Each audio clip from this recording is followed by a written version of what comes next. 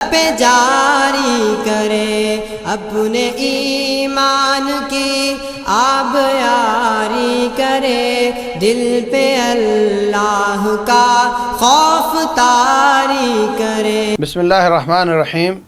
سوال ہے کہ سود پر تفصیل سے روشنی ڈالیے۔ یہ سوال جواب والی بات نہیں ہے، تو ایک لمبا لیکچر اس کے لیے چاہیے۔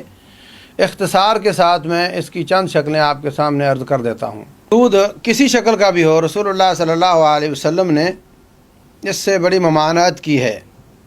رسول اللہ صلی اللہ علیہ وسلم فرماتے ہیں کہ 1 درہم سود کا وہ 36 دفعہ بدکاری کرنے سے زیادہ بڑا گناہ ہے۔ دوسری حدیث میں ہے کہ سود کی غالباً 70 یا 60 شکلیں ہیں، اور ان میں سب سے ہلکے درجے کا سود اتنا بڑا گناہ ہے جتنا کوئی اپنی ماں کے ساتھ نکاح کرے۔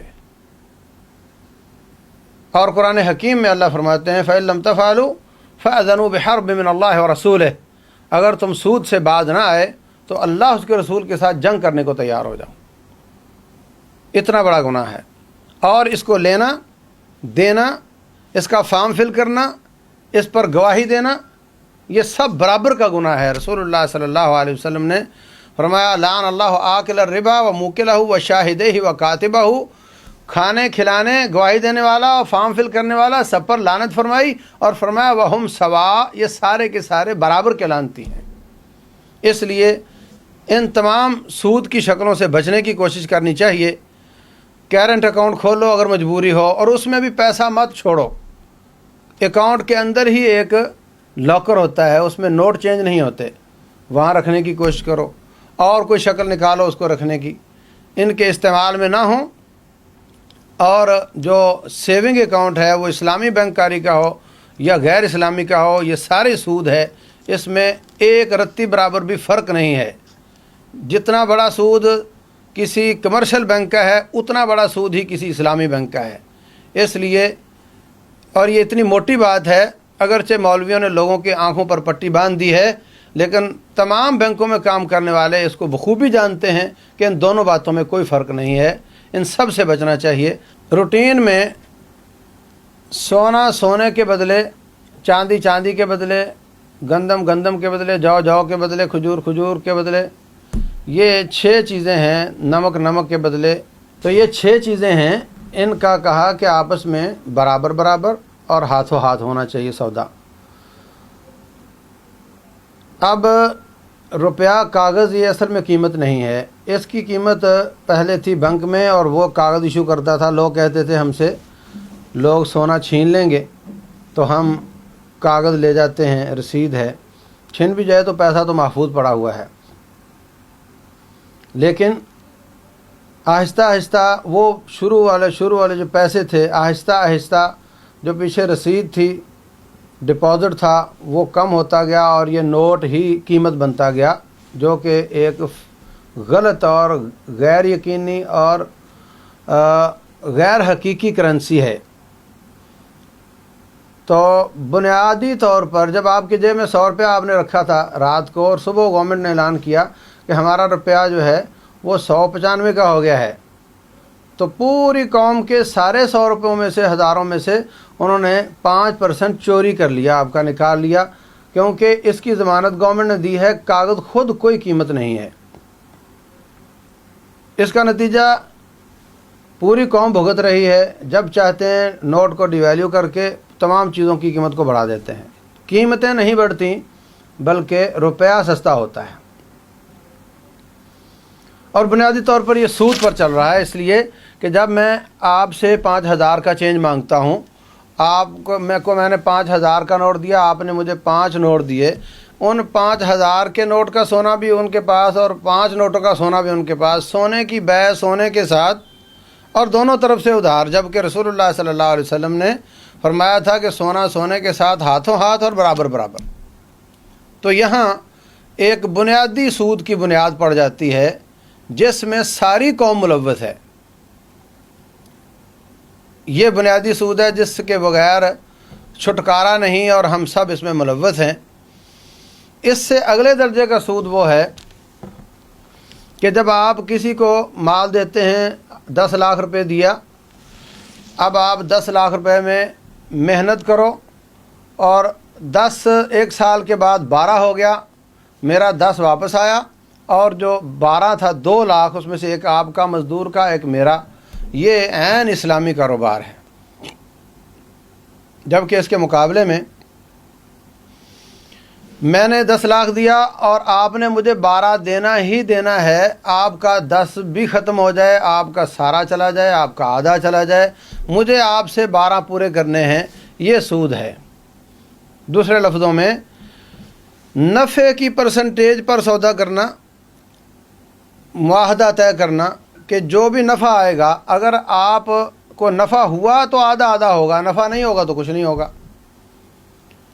یہ اسلامی کاروبار ہے، اور اصل زر پر، اصل مال پر، کیپٹل پر پرسنٹیج طے کرنا یہ سود ہے۔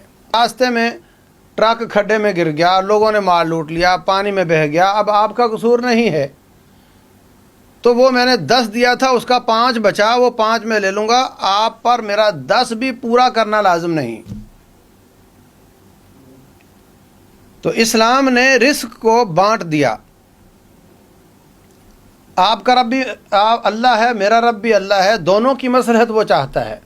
آپ تو پہلے مزدور ہیں، آپ نے سال بھر محنت کی، آپ نے تنخواہ نہیں لی، اور سال کے بعد نفع اگر نہیں ہوا تو آپ کے تو سال کی کمائی جاتی رہی، یہ آپ کا نقصان ہے، اور میرے پیسے تھے، میرے پیسے پر فائدہ نہیں ہوا، میرا وہ نقصان ہو گیا۔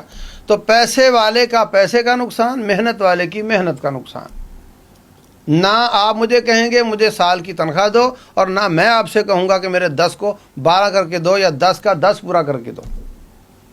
دونوں پر رزق کو بانٹ دیا۔ جبکہ سودی کاروبار میں رزق سارا غریب مزدور پر، اور نفع سارے کا سارا سیٹھ پر، اور جو سیٹھ ہے وہ پہلے ہی سیٹھ ہے تو وہ سیٹھ سے سیٹھ تر ہوتا چلا جائے گا، اور غریب پہلے ہی غریب تھا وہ پستہ سے پستہ چلا جائے گا۔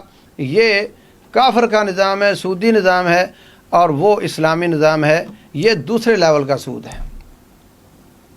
تیسرے لیول کا سود ہے کہ کسی نے قسطوں پر کام کیا اور قسط شارٹ ہو گئی تو اور بڑھ گئے، پنالٹی جس کو بولتے ہیں، مزید بڑھ گئے تو اور بڑھ گئی، پھر قسط نہیں دے سکا تو اور بڑھ گئی، تو معلوم ہوا کہ 1000 روپیہ لیا تھا اور 3000 اوپر سود چڑھ چکا ہے۔ یہ اضعاف مضاعفہ قرآن نے اس کو کہا ہے، سود در سود اردو میں اس کو کہتے ہیں۔ تو یہ تیسری شکل اور بدترین شکل ہے سود کی۔ یہ موٹی موٹی 3 شکلیں ہیں سود کی۔ ویسے ہر قرضہ جو نفع لے کر آتا ہے وہ سود ہوتا ہے۔ کل قرض یجلب نفعا فہو ربا۔ مثلا آپ کو میں نے قرض دیا اور آپ نے مجھے مکان دے دیا اپنا، نام اس کا گروی رکھا ہوا ہے، 50,000 اس کا کرایہ ہے، وہ میں کھا رہا ہوں، تو قرض کے پیچھے نفع کما رہا ہوں۔ روٹین میں گروی رکھنا جائز ہے۔ آپ نے گھوڑا گروی رکھ دیا، میں اس پر سواری کر سکتا ہوں اس لیے کہ اس کو کھلاتا ہوں۔ آپ نے گائے میرے پاس گروی رکھ دی، میں اس کا دودھ پی سکتا ہوں اس لیے کہ میں اس کو کھلاتا ہوں، اس کی حفاظت کرتا ہوں، اس کے نیچے سے صفائی کرتا ہوں۔ لیکن ایک چیز مکان ہے، اس پر مجھے زیادہ خرچ کرنا نہیں پڑتا، اگر کرنا بھی پڑتا ہے صفائی وفائی کے لیے تو 2000-3000 کا خرچہ ہے، اور میں کما رہا ہوں 50,000، وہ کس کام کا؟ تو کل قرض یجلب نفعا، ہر وہ قرض جو نفع لے کر آتا ہے، 50,000 آیا، اس میں سے 4-5 ہزار جو اس کے مینٹیننس کا خرچہ ہے وہ تو میں لے سکتا ہوں جو میں نے کیا ہے، لیکن باقی پیسہ مجھے اصل مالک کو دینا چاہیے، کیونکہ گروی کا معنی زر ضمانت ہوتا ہے کہ بھئی آپ پیسہ لے کر بھاگو گے نہیں، مجھے اپنا مکان دے دو۔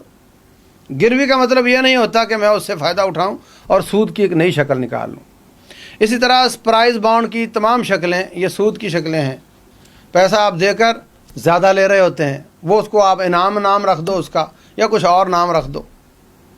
اسی طرح یہ جوئے کی شکلیں اور سود کی شکلیں تمام تکافل کے اور تمام بیمے کی شکلوں میں جتنی بھی اس وقت رائج ہیں، اس میں پیسہ دیا جاتا ہے اور زیادہ کر کے واپس لیا جاتا ہے۔ سب میں سود اور جوا اس میں تقریباً انوالو ہوتا ہے۔ یہ ٹیلی فون کے بیلنس میں ادھر ادھر جہاں بھی آپ دے کر زیادہ، آپ لیتے کم ہو دینا زیادہ پڑے، وہ سب سود کی شکلیں ہیں۔ الا ماشاء اللہ۔ اللہ تبارک و تعالی ہمیں اس لعنت سے بچنے کی توفیق دے۔